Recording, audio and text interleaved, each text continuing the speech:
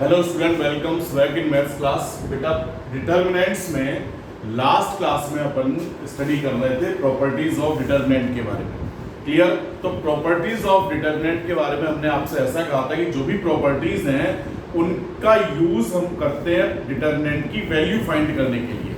अब किस प्रॉपर्टी का कहाँ यूज होगा, मैंने क्या कहा था, यूज तो कहीं पर भी कर सकते हैं लेकिन वहां यूज करेंगे जहां हमको कुछ फायदा मिल रहा हो। क्लियर? तो प्रॉपर्टीज का यूज कहां करना है ये तो क्वेश्चन बताएगा। फिलहाल हम सिर्फ इतना सीख रहे थे कि प्रॉपर्टीज हैं क्या और उनका यूज किस तरह से करना है, बट कहां करना है ये क्वेश्चन बताएगा जहां रिक्वायरमेंट होगी। तो अपन लास्ट क्लास में दो प्रॉपर्टीज को स्टडी कर चुके थे।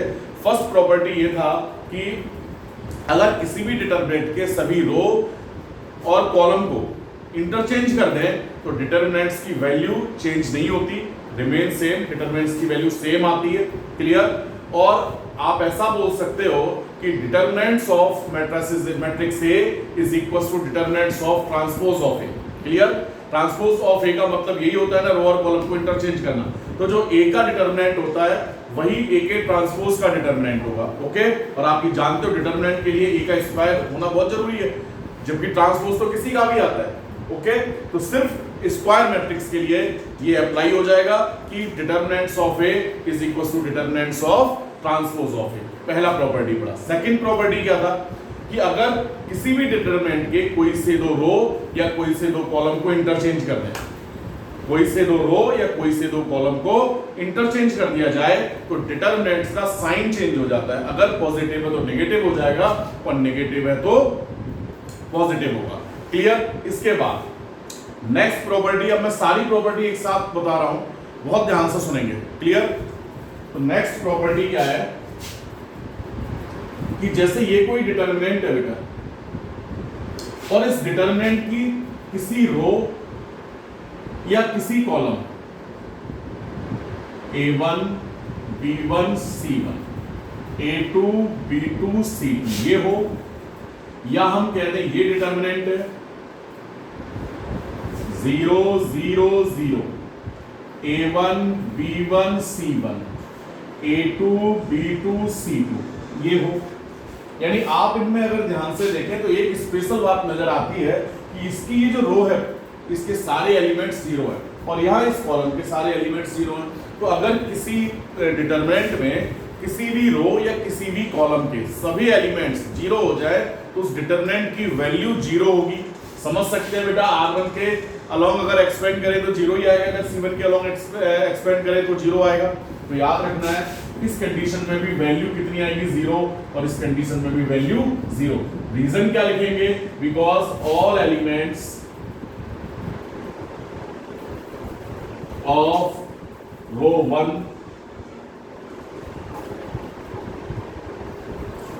आर 0। क्लियर? यहां all elements of column 1 are 0, इसलिए डिटरमिनेंट की वैल्यू कितनी हो जानी है 0। इस प्रॉपर्टी का ध्यान रखेंगे। नेक्स्ट प्रॉपर्टी ये है बेटा, अगर कोई भी डिटरमिनेंट्स है इसका first row A1, B1, C1, second भी A1, B1, C1, A2, B2, C2। Clear? ये पोजीशन, यानी यहां क्या दिखाई दे रहा है, इन दो रो के एलिमेंट्स सेम है, यानी ये दोनों रो कोइंसाइड्स हो गई। R1 और R2 कैसे हो गए? कोइंसाइड हो गए, सेम हो गए। क्लियर? उसी तरह से अगर कोई से दो कॉलम सेम हो जाए, एक ये ले लीजिए, एक सेकंड कितना आ रहा है स्क्रीन पे देखिए,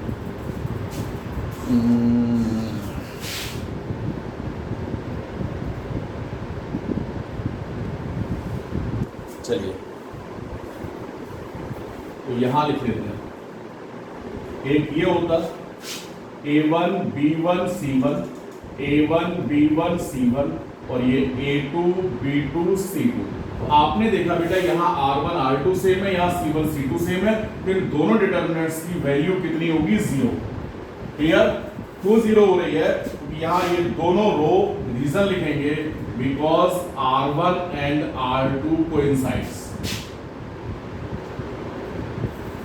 क्लियर, या R1 ऐसे भी लिख सकते हो, R1 is equal to R2, या corresponding elements of R1 and R2 are same. यहां पर आप लिख सकते हैं इसी तरह से कि because corresponding elements of C1 and C2 are same. Clear, तो याद रखेंगे अगर किसी कोई सा डिटर्मिनेंट है, उसके कोई सी रो, दो रो या कोई से दो कॉलम के एलिमेंट सेम हो जाएं तो उस डिटर्मिनेंट की वैल्यू हर हाल में कितनी आएगी, 0 आएगी। एक प्रॉपर्टी होती है। एक प्रॉपर्टी बेटा ये है कि जैसे ये कोई नेक्स्ट प्रॉपर्टी, कोई डिटर्मिनेंट है, डेल्टा इज इक्वल टू के A1 के B1 के C1 A2 B2 C2 A3 B3 C3। तो आपको यहां दिखाई दे रहा है कि जो फर्स्ट रो है, उस फर्स्ट रो के सभी एलिमेंट्स में एक फैक्टर के कॉमन आ रहा है। फर्स्ट रो के सभी एलिमेंट्स में एक फैक्टर कैसा दिख रहा है, कॉमन। तो अगर जो फैक्टर कॉमन है उसको डिटरमिनेंट से बाहर ले लेंगे आप एज ए कॉमन, ठीक है। तो यहां taken K as common from first row, taken factor K as common from R1 as common. Okay, तो ये हो जाएगा k into A1 B1 C1 A2 B2 C2 A3 B3 and C3। बात समझ में आ गई ना? यानी किसी भी डिटरमिनेंट के किसी रो या किसी कॉलम में कोई फैक्टर कॉमन है तो उसको डिटरमिनेंट से बाहर कर लेंगे। उसी तरह से मैं ये कह दूं बेटा इसी प्रॉपर्टी में कि अगर ऐसा होता कि ये कोई डिटरमिनेंट है कि किसी कॉलम में भी ऐसा होना चाहिए, ठीक है, यानी कोई फैक्टर किसी रो या किसी कॉलम में है तो उसको बाहर कॉमन ले लेंगे, ठीक है। अब ऐसा होता है बेटा के A1 के B1 के C1 M A2 M B2 M C2 N A3 N B3 N C3। अब आपको यहां दिखाई दे रहा है फर्स्ट रो में K कॉमन है, सेकंड में M कॉमन है और थर्ड में बेटा N कॉमन है। तो यहां K M एंड N को कॉमन लेंगे from R1 R2 R3 respectively. Clear, यानी taken K M and N फ्रॉम R1 R2 R3। क्लियर, तो ये क्या आ जाएगा, K M N बाहर, और ये A1 B1 C1 A2 B2 C2 A3 B3 and ये C3। तो कहने का मतलब ये है बेटा कि डिटरमिनेंट के किसी भी रो या किसी भी कॉलम में, किसी भी रो या किसी भी कॉलम में अगर कोई फैक्टर कॉमन है तो उसको डिटरमिनेंट से बाहर ले लेंगे एज ए कॉमन। क्लियर, मैंने जो एग्जांपल दिया है वो रो के लिए दे रखा है, यही process same to same column में अगर है तो उसको वहां पर भी अप्लाई करेंगे। ओके, फटाफट से नोट कीजिए।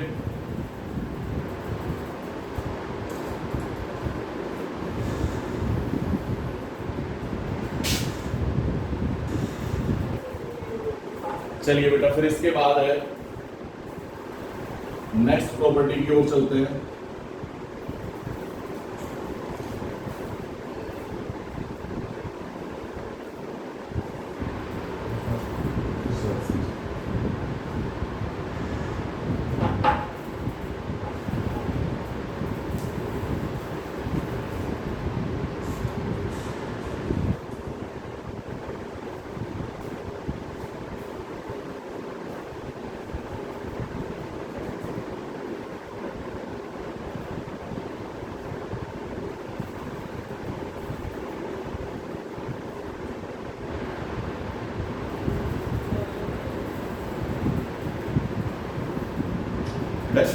ये देखना जरा, जैसे ये कोई डिटर्मिनेंट है डेल्टा, एक एग्जांपल बता रहा हूं, डेल्टा है ये A1 B1 C1, A2 B2 C2, A3 B3 and ये C3, और एक ये डेल्टा 1 हो गया जिसके फर्स्ट रो में एक फैक्टर कॉमन है K1 KB1 KC1, K A2 B2 C2, A3 B3 and C3। अब आपको दिख रहा है फर्स्ट रो से K को बाहर लिया जा सकता है, तो K को तो बाहर ले आया बेटा, ये आ जाएगा A1 B1 C1, A2 B2 C2, A3 B3 and ये C3। अब फर्स्ट और सेकंड को अगर देखें तो ये जो आ गया इतना पार्ट, एक सेकंड बेटा, ये जो इतना दिखाई दे रहा है ये डेल्टा हो गया ना, तो from first and second determinants delta is equals to K into delta 1 is equals to K into delta.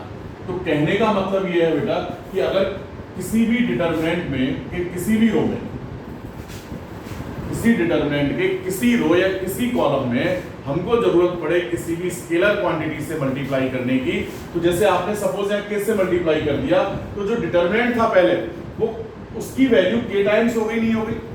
तो जैसे अगर आपको कहीं जरूरत पड़े, याद रखेंगे, अगर आपको RI रो के लिए जरूरत पड़ रही है K से मल्टीप्लाई करने की, K into RI goes to K into RI, तो आपने देखा बेटा जब RI रो में K से मल्टीप्लाई करेंगे तो जो डिटरमिनेंट्स की वैल्यू है वो K टाइम्स हो जाएगी, यानी जो इक्वेशन है वो डिसबैलेंस हो जाएगा। बात समझ रहे हैं ना? जैसे आपने देखा होगा मैट्रिक्स में, तो अगर अपन किसी स्केलर क्वांटिटी से मल्टीप्लाई करते हैं तो जितने एलिमेंट्स होते हैं सबका मल्टीप्लाई हो जाता है, लेकिन डिटरमिनेंट्स में क्या होगा, किसी भी रो या किसी भी कॉलम में किसी भी पर्टिकुलर रो या किसी भी पर्टिकुलर कॉलम के एलिमेंट्स को अगर किसी भी स्केलर क्वांटिटी से मल्टीप्लाई करें, क्यों करेंगे ये तो क्वेश्चन बताएगा, अगर मल्टीप्लाई करें तो मल्टीप्लाई कर सकते हैं। तो ये K1 सपोज हमने यहाँ K से मल्टीप्लाई कर दिया, K1 KB1 KC1, लेकिन हमने देखा जब मल्टीप्लाई किया तो जो डिटरमिनेंट्स की वैल्यू थी वो K टाइम्स हो गई। अगर ये 2 है तो ये 2 टाइम्स हो जाएगा, 3 है तो 3 टाइम्स हो जाएगा, तो ये तो डिसबैलेंस वाली कहानी आ गई। तो बैलेंस रखने के लिए क्या करना पड़ेगा कि अगर इसमें K से मल्टीप्लाई कर रहे हैं तो यहाँ K से डिवाइड भी करेंगे। Normal process of the mathematics calculation का, मैथमेटिक्स की कैलकुलेशन का नॉर्मल प्रोसेस है, किसी से अगर मल्टीप्लाई करते हैं तो डिवाइड भी करना पड़ेगा। बात समझ में आ गई ना? तो ऐसे यहाँ अगर हमने इसमें K से मल्टीप्लाई किया तो डिटरमिनेंट को K से डिवाइड भी करेंगे, तो कॉमन आने के बाद फिर K से K कैंसिल हो जाएगा, बैलेंस रहेगा। तो वही याद रखोगे, यदि Ri is equal to KRJ या किसी कॉलम को चेंज करना पड़े Ci is equal to KCJ, तो आप क्या करेंगे, उस डिटरमिनेंट को भी K से मल्टीप्लाई करेंगे, सॉरी डिवाइड करेंगे, देन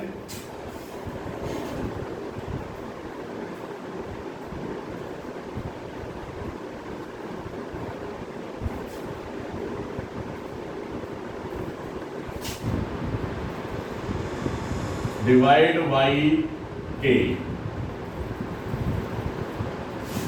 डिटरमिनेंट को भी K से डिवाइड करना पड़ेगा। याद रखना बेटा, देन डिटरमिनेंट्स समझ में आ गया। फॉर एग्जांपल, जैसे मैं एग्जांपल के रूप में भी लिख दूं, ये कोई डिटरमिनेंट है A1 B1 C1, A2 B2 C2, A3 B3 C3। Question में रिक्वायरमेंट है हमको कि R2 goes to 3R2, कि R2 में 3 से मल्टीप्लाई कर दें, तो इस डिटरमिनेंट को 3 से डिवाइड भी करना होगा। तो ये आ जाएगा A1 B1 C1, 3A2 3B2 3C2, और ये as it is A3 B3 C3। समझ गए ना? यही प्रोसेस किसके साथ करना है, कॉलम के साथ भी।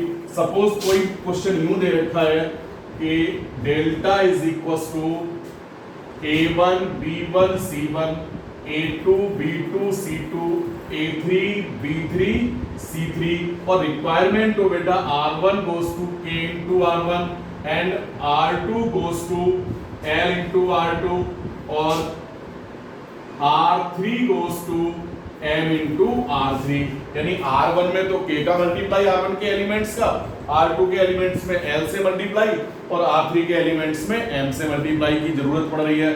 तो जो डिटर्मिनेंट है वो k टाइम्स भी होगा, L टाइम्स भी हो जाएगा और m टाइम्स भी हो जाएगा, तो k L m से डिवाइड भी करना पड़ेगा और क्या हो जाएगा ये, तो delta is equal to 1 upon k L m, तो यहां मल्टीप्लाई कर दोगे अब k1 kb1 kc1 और ये L a2 L b2 L c2, ये m a3 m b3 और m c3।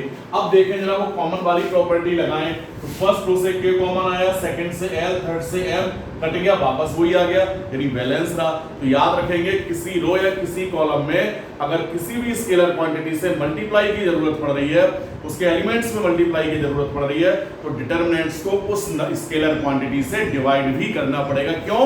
बैलेंस रखने के लिए। ओके, फटाफट से नोट कीजिए बेटा ये।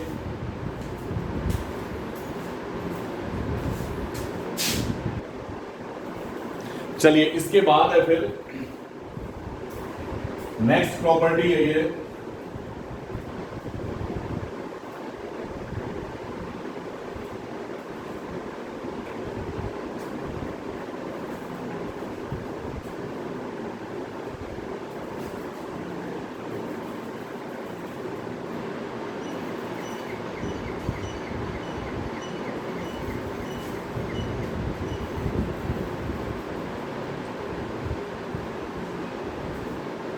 नेक्स्ट प्रॉपर्टी ये है कि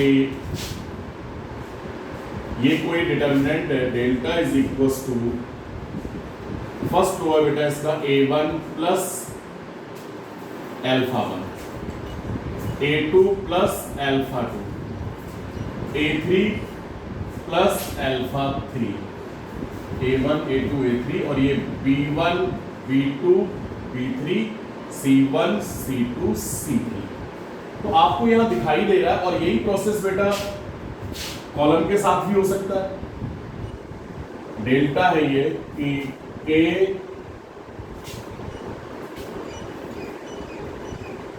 ये α1 या एक second A1 plus α1, A2 plus α2, A3 plus α3, B1 B2 B3 C1 C2 C3। Clear? तो आप एक चीज नोट कर रहे होंगे, यहां जो दो डिटरमिनेंट्स लिखे हैं, तो जो फर्स्ट डिटरमिनेंट है उसका जो फर्स्ट रो है R1 रो जो है वो सम ऑफ टू नंबर्स, क्लियर दिख रहा है? R1 रो के जो एलिमेंट्स है वो सम ऑफ टू नंबर्स है या नहीं है? सम ऑफ टू या मोर देन टू भी हो सकते थे, यानी A1 प्लस α1 प्लस β1 भी हो सकता था यहाँ पर, ठीक है? यानी ये जो एलिमेंट्स हैं फिलहाल तो आपको जो दिख रहा है वो दो नंबर्स का सम है, हो सकता है ये मोर देन टू नंबर्स का सम होता, यहाँ कॉलम में ऐसे ही दे रखा है। तो आप इन डिटरमिनेंट को एक्सप्रेस कर सकते हैं सम ऑफ टू या मोर देन टू डिटरमिनेंट्स।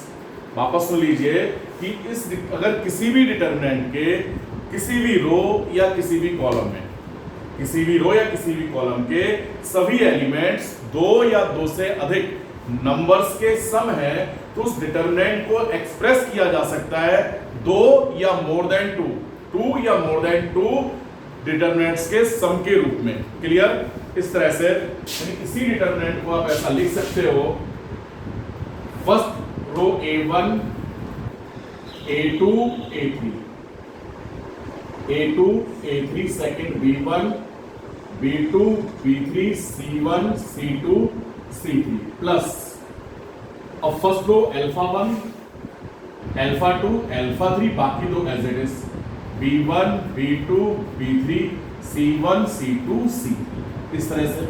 और अगर तीन नंबर्स का होता तो तीन का सम हो जाता ये। उसी तरह से यहां पर फर्स्ट कॉलम बेटा A1 A2 A3, सेकेंड और third as it is B1 B2 B3 C1 C2 C3 plus second determinant of first column α1 α2 α3 B1 B2 B3 C1 C2 and C3। तो आपने क्या देखा कि अगर किसी भी डिटरमिनेंट्स में कोई सा रो या कोई सा कॉलम दो या दो से अधिक नंबर्स का सम है तो उस डिटरमिनेंट्स को उतने ही डिटरमिनेंट्स के सम के फॉर्म में ब्रेक किया जा सकता है। क्लियर?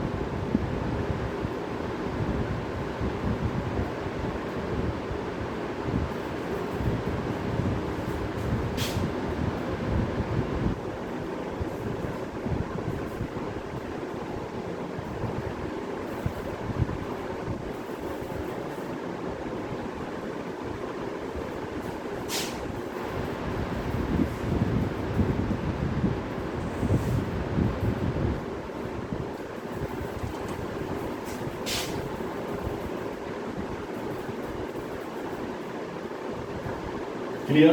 क्या लिख दिया मैंने? If elements of any row या column at sum of two या more than two elements then determinants expressed as sum of two या मोर डिटरमिनेंट्स। क्लियर? तो डिटरमिनेंट्स को एक्सप्रेस किया जा सकता है बेटा टू या टू से अधिक डिटरमिनेंट्स के सम के फॉर्म में। ओके, अब इस प्रॉपर्टी का फिर वही बात आती है कहां यूज करना है देखेंगे इस क्वेश्चंस में। फिलहाल लिख लीजिए फटाफट।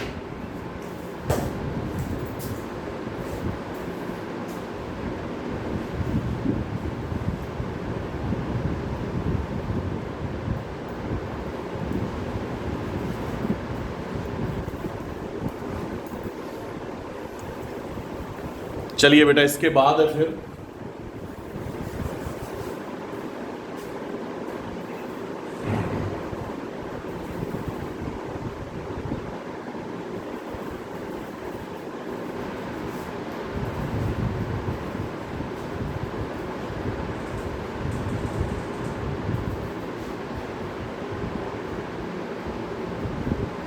अब जैसे आपने मैट्रिक्स में बेटा एलिमेंट्री ऑपरेशंस पढ़े थे, उनमें एक ऑपरेशन था कि किसी भी रो या किसी भी कॉलम को चेंज कर सकते हैं उस रो में किसी दूसरी रो के एलिमेंट्स को ऐड या सब्ट्रैक्ट करते हुए।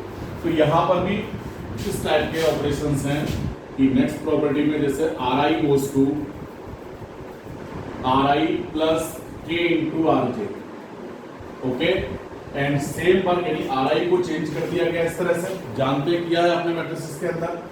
और उसी तरह से C I column goes to C I plus K into C J. फिर बात वही याद रखेंगे, जिस कॉलम को चेंज कर रहे हैं उस कॉलम के एलिमेंट्स का किसी भी स्केलर क्वांटिटी या रो का किसी भी स्केलर क्वांटिटी से मल्टीप्लाई नहीं करना होता है, ध्यान रखेंगे। अब इसका यूज कैसे कर रहे हैं मैं थोड़ा सा बता दे रहा हूं आपको कि जैसे सपोज ये कोई डिटरमिनेंट है delta A1 B1 C1 A2 B2 C2 A3 B3 C3। हमको जरूरत पड़ रही है बेटा R1 रो को चेंज करने का। R1 goes to R1 plus K into R2। Okay, तो क्या हो जाएगा ये?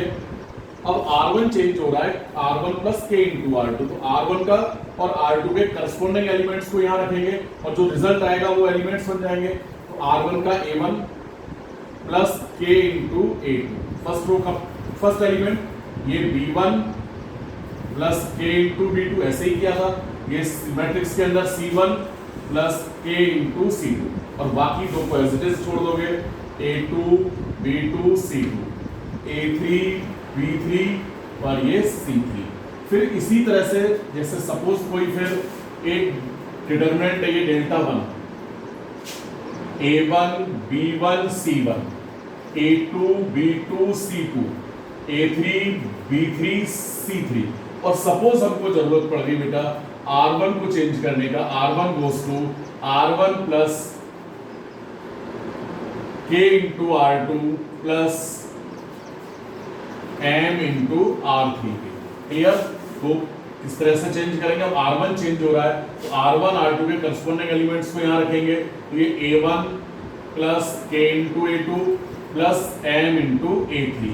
ओके, ये आ जाएगा बेटा B1 plus K into B2 plus M into B3। ये आ जाएगा बेटा C1 plus K into C2 plus M into C3, और ये दोनों as it is A2 B2 C2 A3 B3 C3। Clear? एक बात का जरूर याद रखेंगे बेटा कि जैसे कोई भी डिटरमिनेंट है, यही ले लेते हैं डेल्टा 1, तो अगर इस डिटरमिनेंट में आपने R1 को यूं चेंज कर दिया, R1 goes to R1 plus K R3, तो R2 को चेंज कर सकते हैं, R2 goes to R2 plus R3 में कोई सा दूसरा स्केलर क्वांटिटी ले लें, M इंटू R3 या K को भी ले सकते हो, मर्जी आपकी। क्लियर? ये ध्यान रखेंगे। लेकिन ऐसा नहीं करेंगे कि R1 को चेंज किया R1 प्लस K R3 और यहाँ R3 को चेंज कर दिया, ऐसा नहीं करना। अगले स्टेप में ही जाके R3 को चेंज करेंगे। क्लियर? तो ये जो प्रॉपर्टीज थी, इन प्रॉपर्टीज को आप अच्छे से स्टडी करेंगे पहले तो, और ये तय कर लेंगे कि आपको प्रॉपर्टी तो समझ में आ गई और उनका यूज कैसे करना है ये भी समझ में आ रहा है थोड़ा बहुत, लेकिन कहाँ यूज करेंगे ये एकदम क्लियर रखोगे बेटा। जब क्वेश्चन करेंगे तो पता चलता रहेगा कि कौन सी प्रॉपर्टी कहाँ यूज करनी है। एक बात ये। दूसरा, हमने जैसे आपने देखा होगा कि इनवर्स ऑफ मैट्रिक्स वाला जो टॉपिक पढ़ा था, तो एलिमेंट्री ऑपरेशंस यूज करते समय ऐसा कहा था हमने कि किसी एक क्वेश्चन पर या तो रो के ऑपरेशन यूज करेंगे या कॉलम के ऑपरेशन यूज करेंगे। बट यहाँ पर इस टाइप की जो प्रॉपर्टीज हैं ऑपरेशन से, एलिमेंट्री ऑपरेशन ही एक तरह से, तो यहाँ पर किसी भी क्वेश्चन में रो को भी चेंज कर सकते हैं और कॉलम को भी चेंज कर सकते हैं। क्लियर? यानी रो और कॉलम दोनों की प्रॉपर्टीज यहाँ यूज की जा सकती है, ध्यान रखेंगे। यहाँ ऐसी कोई बाउंडेशन नहीं है कि या तो रो या कॉलम। ओके, यहाँ दोनों की ही प्रॉपर्टीज का अपन एक क्वेश्चन में यूज कर सकते हैं। फिर वापस मैं रिपीट कर रहा हूं कि प्रॉपर्टीज द्वारा डिटरमिनेंट्स की वैल्यू फाइंड करना है। अब किस प्रॉपर्टी का कब यूज करेंगे क्वेश्चन में देखेंगे। आज आपको सिर्फ इतना करना है, इन प्रॉपर्टीज को बहुत अच्छे से समझना है, नोट डाउन करना है यहां से। ठीक है, नेक्स्ट क्लास में क्वेश्चंस करेंगे जो कि इससे रिलेटेड होंगे। फिलहाल आप एक काम करेंगे, अब आज आपके पास कोई बहुत ज्यादा वर्क तो है नहीं, तो आज आप जो आपका चैप्टर नंबर 5 था डिफरेंशिएशन, उस डिफरेंशिएशन में डेरिवेटिव वाला जो पोर्शन था, उस डेरिवेटिव वाले पोर्शन को कंप्लीट रिवाइज करेंगे और कम से कम 20 पेजेस रफ कॉपी के फिल करेंगे, हर टॉपिक से रिलेटेड 2-2, 4-4 एग्जाम्पल करते हुए। क्लियर? रिवीजन का तरीका यही होता है और नया कोई समय मिलता नहीं रिवीजन के लिए। ठीक है, तो आज इतना करेंगे, कल फिर अपन इस चैप्टर को क्लोज करेंगे 2 दिन के अंदर। थैंक यू बेटा।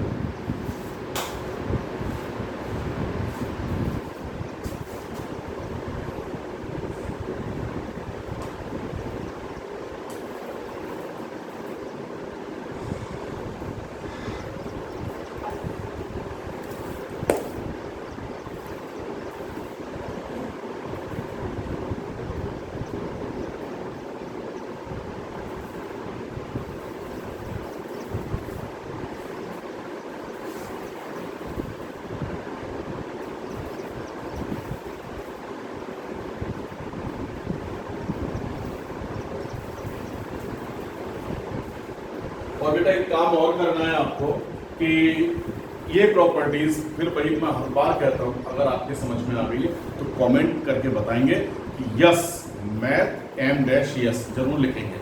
मेरे व्हाट्सएप नंबर पे लिख सकते हैं या जो डाउट काउंटर है उस पर लिख सकते हैं। ओके, जिससे पता चले कि हाँ किन किन स्टूडेंट को ये क्लियर हो गया।